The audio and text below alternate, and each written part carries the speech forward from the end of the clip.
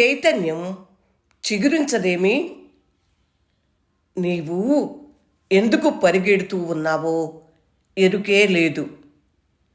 ఎక్కడో ఏదో ఉందని, నీకు ఏదో వరగబెడుతుందని వెర్రి ఆశ నీ మనసుకు ఎప్పుడు చుట్టుకుందో అదే పాశమై నీ ఆయువును కబళించటానికి కాచుకునుందని కొంచెమైనా స్పృహలేకనే మత్తున జూగుతున్నావు.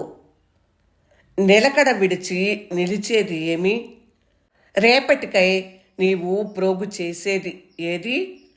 దేహమే దేవాలయమని మరచి ఏ దేవాలయమందున చూచుకొందువో నీలోని నిజతత్వాన్ని. చిల్లర రాళ్లకు మొక్కిన చిత్తము చెడునని సెలవిచ్చిరే త్రికాల కాలజ్ఞానులు గురుదేవులు. సిద్ధార్థ గౌతముని బోధను పెడచెవిని పెట్టి తెచ్చుకున్నది ఏమి? కోరికలు కొల్లలుగా తాండవమైతే జోలి కట్టుకుని ఏ పంచన చేరి నింపుకుందువో మానసిక శాంతిని. ఊరకుండటం చేతరాకనే ఈ తిప్పలన్నీ.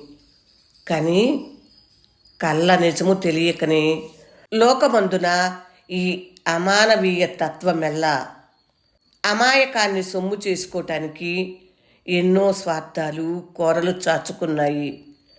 ఏ చీకటి మాటునో నిలువు దోపిడి చడి చప్పుడు లేకుండా సాగిపోవునే.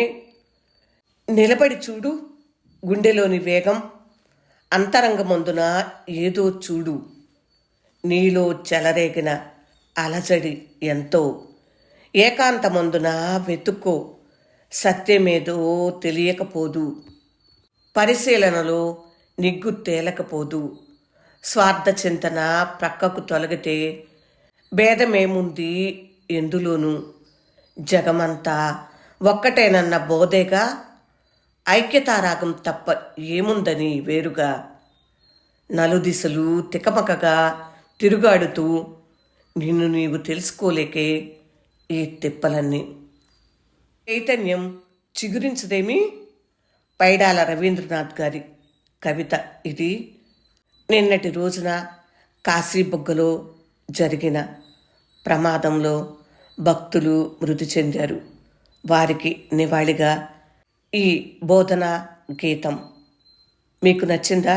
నచ్చితే లైక్ చేయండి, షేర్ చేయండి, భక్తులను చైతన్యపరచండి.